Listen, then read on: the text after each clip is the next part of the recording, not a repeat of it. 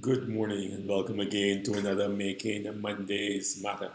I trust that we all had a great weekend and we're looking forward to yet another week.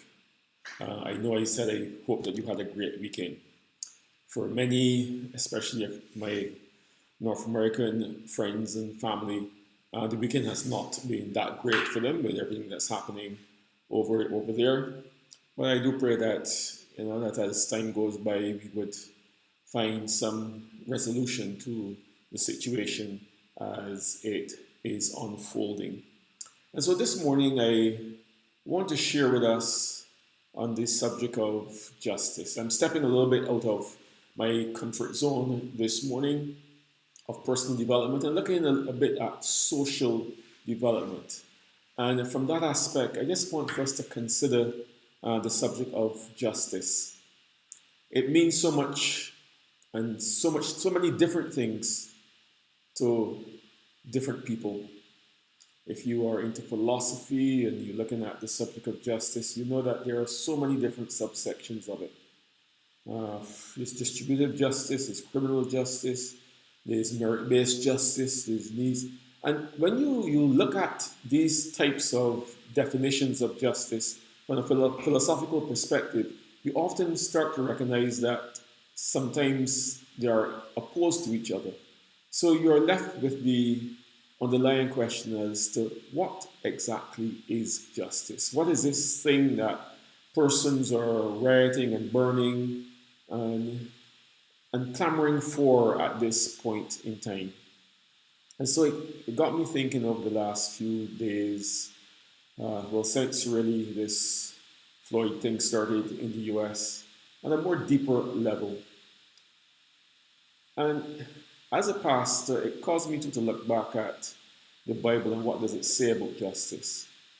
And often justice, as we look at it from a biblical perspective, is not so much of the oppressed taking up arms and fighting. Yes, it involves some of that, and I'm not denying that. Sometimes those who are oppressed do have to take action.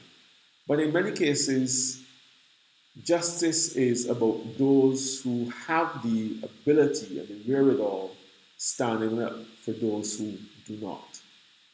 And I say it again, it is for those of us who have the ability, the position to speak out, the resources, the expertise, whatever it is, standing up for those who do not have.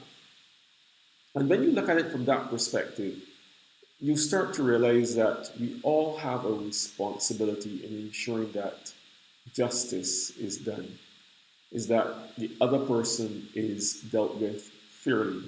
And what is fair? I think our Lord and Savior gave us the best example when he pointed out the golden rules, not the golden rules, the two greatest commandments. And he said, love God and love your neighbor as yourself. Because if we seek to ensure that what's good for me, I want for the other person, then justice will naturally follow on from that aspect also. And so this morning, I want for us to recognize this. It is not simply for me to say, okay, I'm over here and they're over there, so let them deal with their own problems. If I have the ability to assist, then it becomes my responsibility. If I don't, then justice is not being done. And for that, when you look at the Proverbs, the writer in Proverbs tells us clearly, speak up for those who cannot speak for themselves. Ensure justice for those who are being crushed. Yes, speak up for the poor and the helpless and see that they get justice. And that is from Proverbs 31. And I want for us, as we go forward into this week, like I said, I'm moving away from my comfort zone of personal development and speaking to social development this morning. See to it that we ensure that as far as is possible, that justice is done. And remember, justice being done is about us who have a voice speaking out for those who don't have. It is for us who may have a little bit in your pocket, sharing with those who have nothing. This is how justice eventually comes about. What the coronavirus pandemic has shown us is the injustice that there is in the world today, where the rich abuse the poor and take advantage of them, where those who have power look out for their own to the detriment of those who don't have power. And this was clearly seen in the opening weeks of the coronavirus when there were so much different shortages. Those who had the power took, and there was little thought for those who did not. And so let us go forward into this week.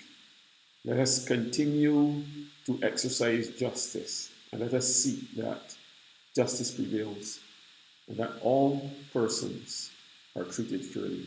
So have a good week, and may we continue to pray for our brothers and sisters around the world, because it's not just in the US that these riots are breaking out, but in other places. So let's continue to pray for those who may be experiencing injustice at this time and seek to do what we can to help them.